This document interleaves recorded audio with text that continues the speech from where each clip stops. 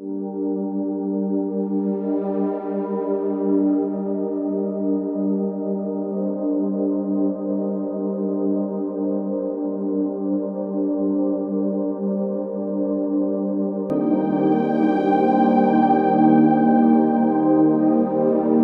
voice today is not my voice, but a channel to revoice the research on cybersexual violence and emerging young women. But first, let's look at what's a given. Given 91% of the youth population use the internet daily. Ladies, I know you can relate to scrolling through Instagram, Telegram, your daily program, check Twitter, WhatsApp, WeChat, opening doors, metamorphosing, cultural expressions of youth participation in actions and conversations.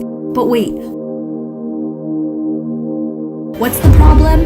Since the new millennia, the popularity of cyber socialization has extended gender violence against emerging young women to a new dimension. Definition: a form of online gender violence that can lead to offline violence, intentional or non-intentional, sexual exposure to sexual exploitation, from stalking to harassment, harm, derogatory behavior or action, sexting, rumors, or revenge porn, a systemic extension of violence against women with controlling, shaming, and humiliating as the intention. Various terms, such as bullying and cyberbullying, are used to refer to cybersexual violence against emerging young women, and this lack of clear definition makes it difficult to tackle the problem. We relied on qualitative research methods to interview a total of 25 emerging young women and 14 key informants in the community. The interviews were conducted between July and August 2017. The artwork presented throughout this presentation was created by emerging young women. What's shocking? 46.6% of emerging young women are reporting becoming a target at age 10 to 15. By definition, still children. And the villains viewing, recording, distributing without consent this offense per woman on average of 1 to 5 times.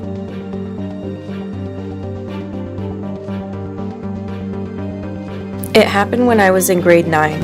A 15-year-old girl at my school had posted a whole bunch of pictures on Facebook, including ones in her bathing suit from her summer camp.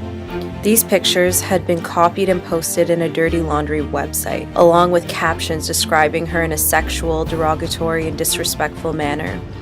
The webpage had made its way around several school circles in Toronto until her mother and members of our school administrations took steps to report and remove them. I believe both men and women are perpetrators of cyber shaming, just in different ways. Cybersexual violence is a complex discourse, and the perpetrators range across genders. This makes those who have experienced cybersexual violence feel betrayed. As a result, the mental health impact of cybersexual violence is complex and long-term. Mental health-wise, stigma, social isolation, and the shame, it does not leave these young women the same. So let's step back, take a moment, and consider the helping components. Schools, teachers, parents, friends were identified as places where support stems, creative art, self-love, and exercise, and those that provide mental health services.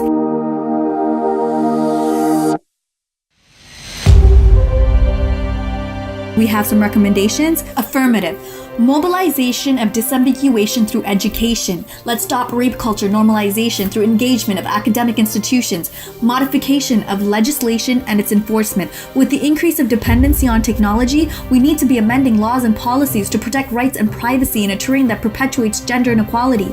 Advocacy for this and services from healthcare professionals, mental health services that are accessible and acceptable. Let's address these emerging young women's needs like shame, blame, depression, self-esteem, and suicidality.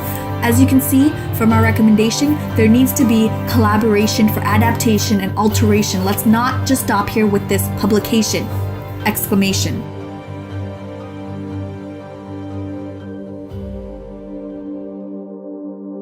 I was just thinking about the language that is being used now, like calling women survivors rather than victims, then I feel that maybe we somehow change the language.